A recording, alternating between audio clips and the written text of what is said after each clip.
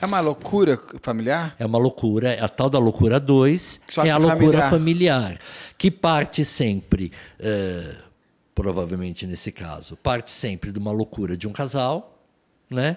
E que vai sendo perpetuada pela prole, pelos filhos, entende? Porque a relação com os filhos é uma transferência da relação patológica que esse casal tem no projeto familiar. E é como eles aprenderam a ser, né? Sim. Porque a É uma linguagem. A referência está lá dentro de casa. Exatamente. Chamar de vagabundo, descer o braço e tudo mais. E depois o Roberto ele vai falar lá na frente, quando ele é pego,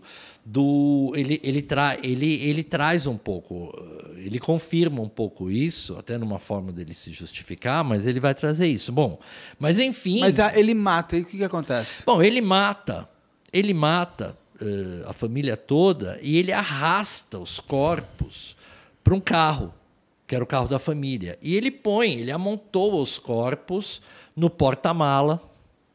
Sozinho, hein? Sozinho, ele arrastou corpo por A corpo. força que esse homem estava Então, em aí ódio. A força do ódio, ele estava na força do ódio mesmo. literalmente. São 5 corpos. Né? São 3 irmãos, pai e mãe. Foram 5 corpos.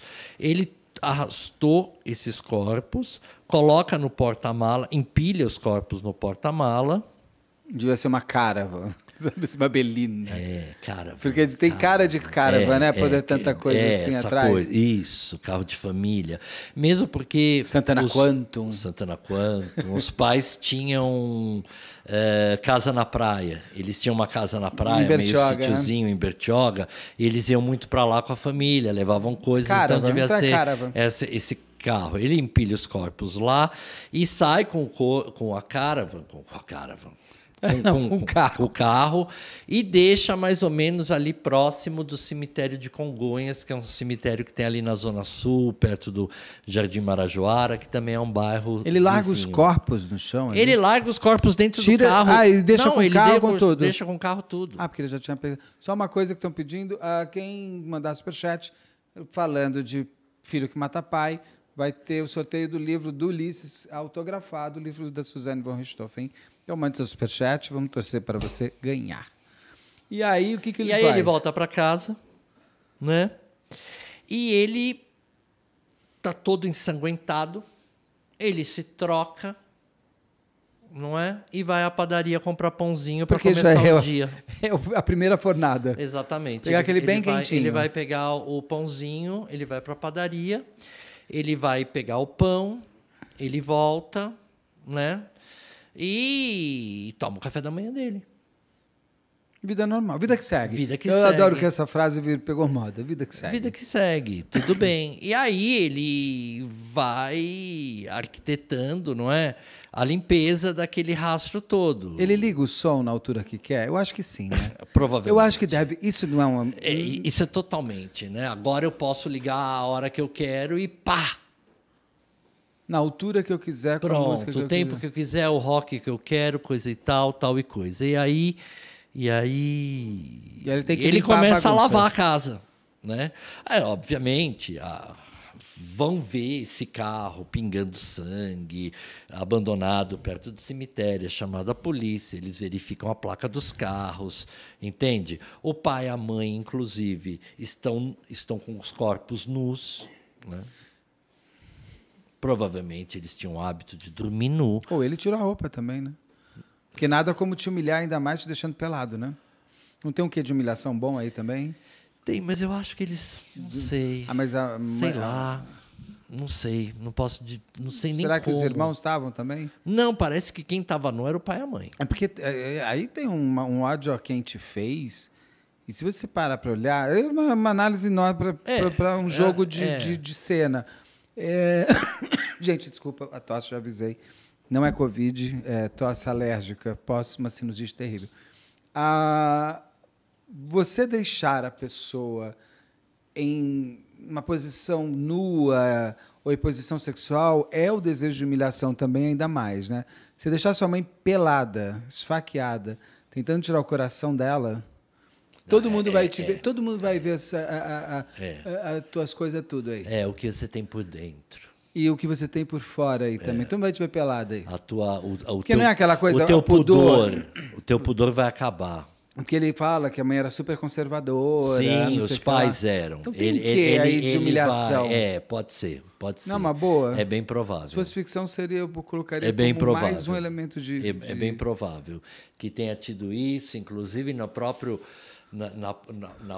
ira de golpear, essa roupa tenha também se rasgado e aí na hora de arrastar tenha se desfeito, porque talvez fosse uma camisola, uma coisa mais fina. Janeiro devia calor. Enfim, tem tudo isso que a gente pode pensar. A polícia vai, então, até a casa dele e encontra ele lavando as escadas. A casa tinha umas escadarias, assim, quando entrava. Encontra ele lavando as escadas com detergente, tem foto sabão da em escada pó. aí até.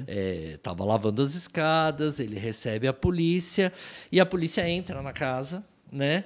E ele vai com a polícia para a cozinha e ainda oferece se eles queriam um pedaço de pizza amanhecida, coisa e tal, e começa a conversar com a polícia. E a polícia pergunta: cadê os seus pais? A escada.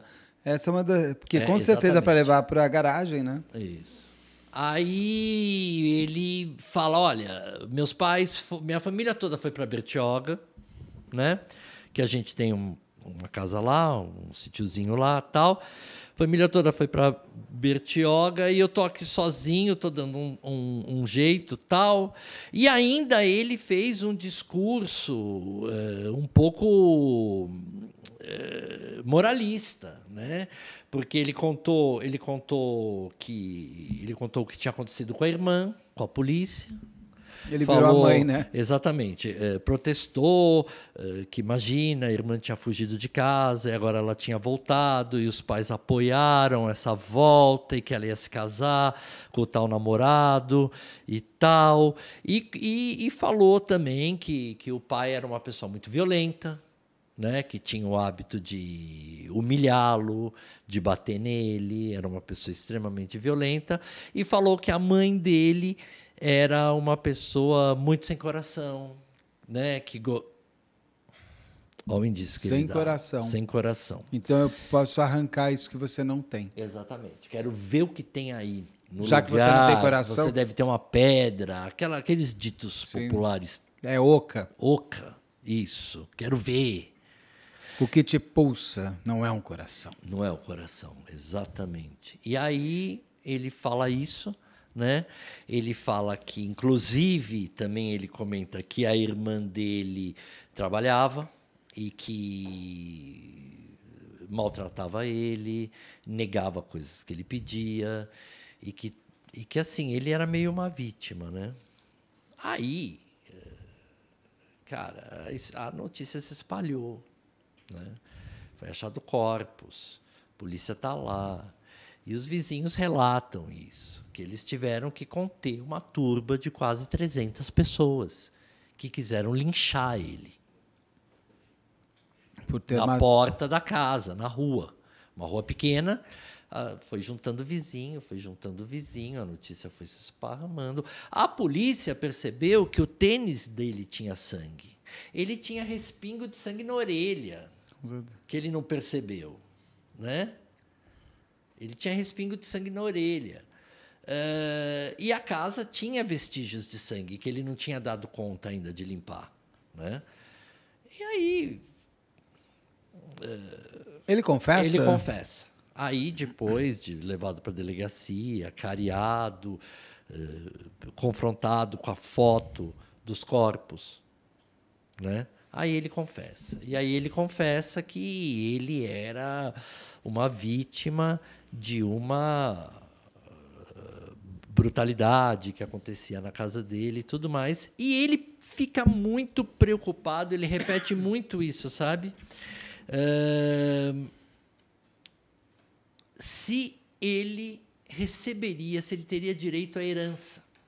Que na época ainda não tinha Suzane von Richthofen. Exatamente. Se ele teria direito à herança. Isso chama muito a atenção dos policiais, dos investigadores, da própria imprensa, não é? Se ele teria direito à herança dos pais. E então ele vai, num primeiro momento, ele vai para o Carandiru, que era a casa de detenção de São Paulo, ali. A Casa do Inferno. A Casa do Inferno. A Casa do depois, Diabo mesmo, ali na rodoviária. Carandiru, ali perto do... Depois ela é demolida, hoje tem um parque bonito lá e tal, mas ele foi primeiro para o Carandiru, e onde ele foi avaliado. Dava medo passar ali na frente, lembra? Nossa, era um horror aquilo, hein? Gente, você viu os caras todos ali amontoados nas janelas, parecia que eles te olhavam no carro. Assim. Você sabe que uma vez, meu pai trabalhava ali perto no Brás, e uma vez a gente tinha ido até lá, eu me lembro que estava eu e meu pai. E ele pegou o carro, ele deu a volta e parou na porta do Carandiru, da casa de detenção. E ele olhou para mim e falou assim, tá vendo esse lugar? Nunca queira estar aí. Meu pai... Era um horror. Era coisa de pai, né? Era coisa de pai. Meu pai, ele passava... O medo que não os pais... precisava passar ali para ir para o sítio, mas ele passava. E falava assim, ó vocês, hein? Vocês estão vendo aí? Meu pai falava bem assim, se fizer merda, vai para aí, hein? E eu vou te falar uma coisa, não vem visitar não, hein? Tá vendo essa fila? Não vou estar aí. Eu falava, era forma de educar um filho para não virar bandido na década de 80 em São Paulo. Mas era bom, mas daí... Ele vai para o Carandiru e lá, imagina essa cabeça no Carandiru. Depois ele vai passar, assim, isso foi em 85, né? Ele só vai ser julgado em 87. Tá? E aí ele passa para... Como é que é um lugar lá que se chama? Eu anotei aqui. Do Carandiru ele vai para a Casa de Custódia e Tratamento de Taubaté. Psiquiátrico? Aí ele já vai ele casa... deu inimputável. Aí ele se torna semi-inimputável. Porque o que ele tem? Então... O que foi diagnosticado? Então, na verdade, assim, quem atendeu ele, inclusive, foi o Guido. Exatamente, foi o Guido Palomba. Eu tentei falar com o Guido, ele estava fazendo um laudo. Eu falei, Guido... Mas ele não conseguiu me atender ontem, que eu queria ter uma fala dele. Mas em breve o Guido estará aqui. Ele foi caracterizado como condutopata, psicopata, entendeu? E é isso que eu te falo no começo, até em cima desse diagnóstico do Dr. Guido, que ele teve várias possibilidades, não é? Sim. De mudar a conduta dele, porque ele espera a irmã, ele espera os pais dormirem. Então não foi uma coisa que não foi planejada, foi muito mal planejada, obviamente, como a gente sabe que todo psicopata ele é pobre, né, em termos gerais. Mas foi muito mal planejado, mas foi planejado. Ele esperou depois a irmã, ele se esconde para alvejar ela. Uma pergunta, foi planejado na hora, porque as pessoas falam assim, mas não foi premeditado por causa... Não, premeditação não significa que você precisa pensar 10 anos antes. Ele foi... Tudo acontece na hora e a premeditação, inclusive, então, vou matar minha mãe, vou matar meu pai, vou matar todo mundo que aparecer. Ou ele já tinha esse desejo? Então, isso vai aparecer na investigação mais para frente, tá? Num primeiro momento, a gente percebe isso, que ele tem um planejamento ali no momento de pegar os pais, depois de se esconder para pegar a irmã. Inclusive a maldade, né? Depois de fingir que estava dormindo para pegar outro irmão, acalmar o menor e depois matar, recarregar a arma... Esfaquear com raiva o corpo dos pais. Então, assim, dá para ver que tem um certo enredo planejado, né? Que obviamente, vai acontecendo, porque ninguém consegue prever qual ele não previa, por exemplo, que depois de um tiro na cabeça da mãe, ela estaria gemendo com algum tipo de vida ali. Ele não conseguiu prever isso, mas ele conseguiu prever qual seria o próximo passo a partir daquilo. Ele sonhou muitas vezes com aquilo. Talvez ele tenha fantasiado, sonhar sim, acordado, no sentido de fantasia, devaneio. Ele pôs os corpos no carro, ele levou os corpos para perto do cemitério, deixou lá, como se fosse assim, uma coisa simplista, pobre, pueril. ele volta e começa a limpar a cena do crime, ele vai comprar o pãozinho dele, não é? Então, quer dizer, todos esses indícios vão apontando para nós frieza. Culpa zero, né? Um nível de frieza, culpa zero, falta de uma emotividade pelos parentes próximos, porque assim, todos foram colocados no mesmo patamar.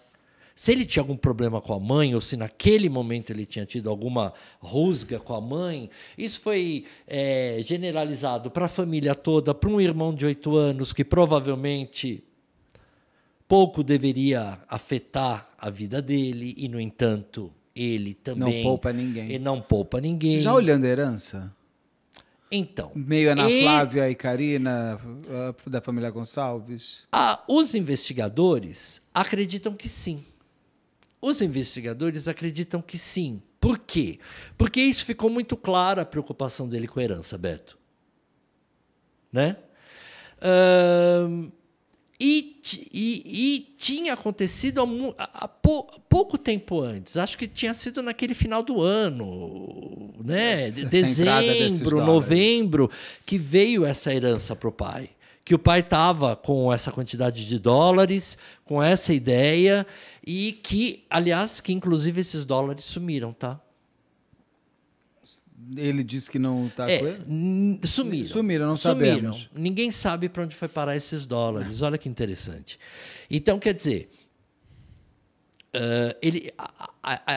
o elemento herança foi um elemento de estopim, entende? E isso corrobora o diagnóstico dele. Dessa frieza. Porque, frieza. Assim como a Suzane mata os pais... Para ter o dinheiro e a liberdade e a independência que ela queria... E vai para o motel. Se ela transou ou não, como ela não transou, não importa. Ela escolhe um lugar para ser um álibi, que é um motel. É muito forte, né? Perto do seu aniversário e tudo mais. No caso dele, ele vai comer o pão, ele vai fazer o café da manhã, ele come a pizza com a pizza amanhecida. A pizza amanhecida. Que ele mesmo não usufruiu porque ele nem estava no noivado. Exatamente. Então, ele tem uns indícios de oportunismo. Se bobear, ele cortou a faca com a faca que ele matou. É uma coisa muito... Tem aí quase tem uma ironia. Uma ironia, uma cruel, frieza, né?